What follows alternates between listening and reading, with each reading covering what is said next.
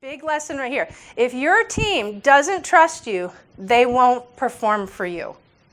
How many of you have had a time in your career when you had your first job as a supervisor, or you just even coming into the world as an entrepreneur? How many times have you been frustrated because you cannot get your people to do what you need them to do? Hands up.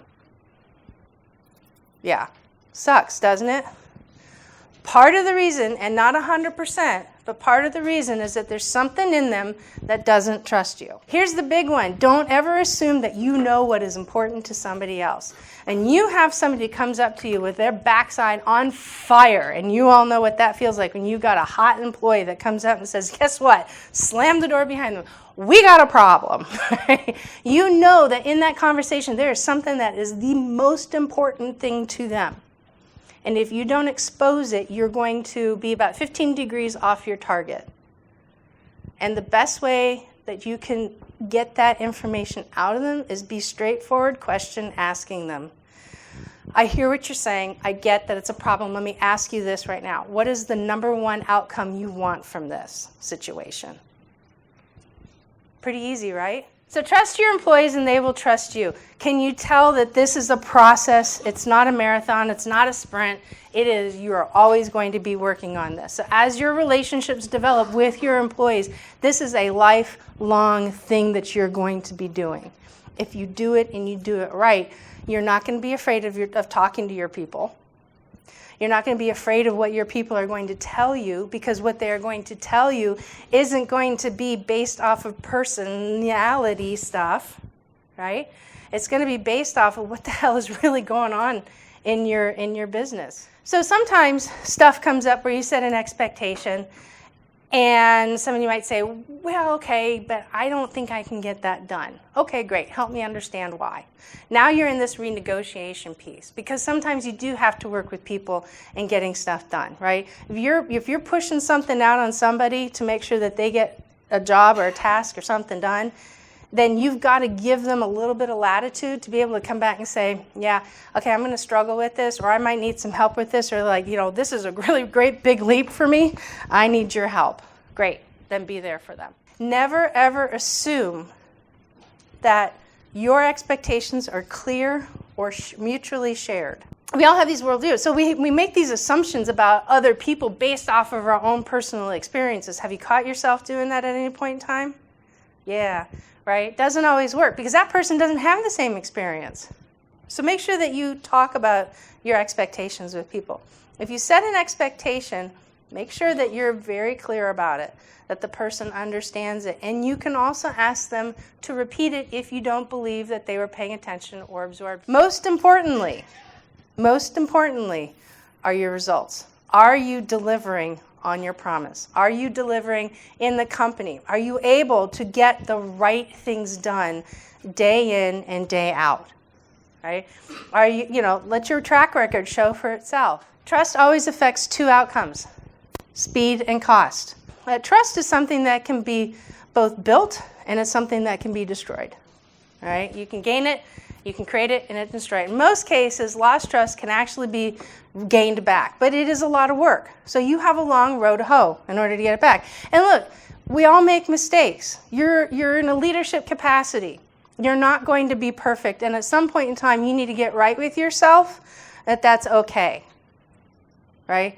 If there's something in you right now that you're upset with, that you've been hanging on, and it's in your craw about whether or not you're a good leader because you've screwed something up or you're not perfect, get right with that, forgive yourself, and acknowledge that you can lead imperfectly and still be good. Scale up and support your learning opportunities. This is also a great way of setting expectations because it takes you out of the training. You can provide the learning opportunity through a swim buddy or a mentor or something like that, but it doesn't mean that you constantly have to set the expectation of what the person is doing. You can now say, hey, listen, this is our best salesperson ever. I'm going to partner you with him to work on this. You guys have 6 weeks, and I want to touch back with you, see how it's going. Right? You can do that and still do day-to-day operational touch points with everybody. Okay? If you skill up on their individual development and they take it, and they take onto that and they latch onto it, you're going to build yourself one hell of a team. And that's how also you set expectations, because you're giving them the opportunity to thrive and grow, right? They're going to listen when you say, I need this done. They're going to be like, on it, sir. Got it. All right, so it means that first and foremost, you have to keep to your commitments. That means no lip service. That doesn't mean you're going to say something and it never not happen, okay? You need to demonstrate extreme honesty. And I want to be very clear about something. There's a difference between honesty and there's a difference between transparency. So there's kind of like be honest, but not overly honest. Like you don't have to be completely open about stuff. You know, it's like you can say, hey, listen, I'm sorry I snapped at you. I was having a really bad day. Intent. Intent is really important, right? Intent means that you have straightforward moves. It's almost like being predictable, but not quite predictable. But it's something, intent is also based on, it's something that benefits everybody. So it's a mutual benefit, right? And you want to make sure that you demonstrate that you also care for the people that you interact with.